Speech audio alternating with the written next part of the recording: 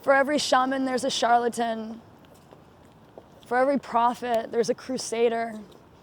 For every sage, there's a fool.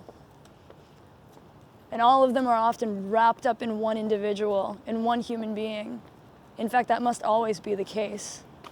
Everything that happens on the macro level is internalized in the micro.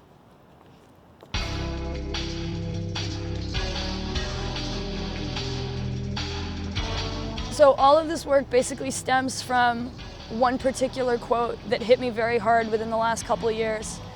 It's by Henry Miller. It says, "The goal of our lives isn't to possess power, but to radiate it."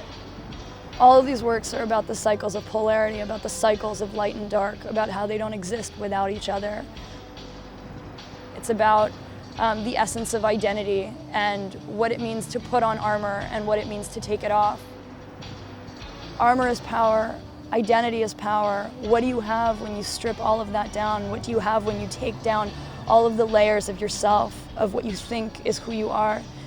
I think that we arrive at just pure humanity, at this connection between all of us that we have no choice but to cultivate now, given the world that we live in.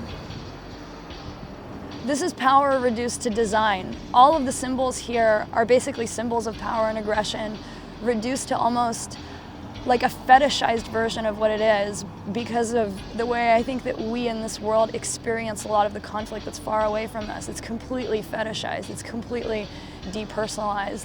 I'm using myself here as a model in a very specific way.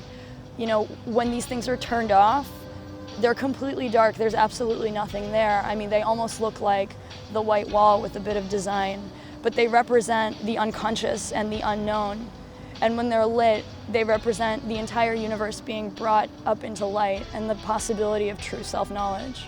These are altar pieces. They're meant to be a representation almost of transcendence. And I feel like all of my work is really right now about that, in some sense opening up that space into which we can fall and experience what it means to all be connected. I'm finding in the historical constancy of war, my frustration with it, my inability to cope with it and understand it. And I'm finding that it's not just a historical constancy of war, it's a cycle of war and peace that's never ending.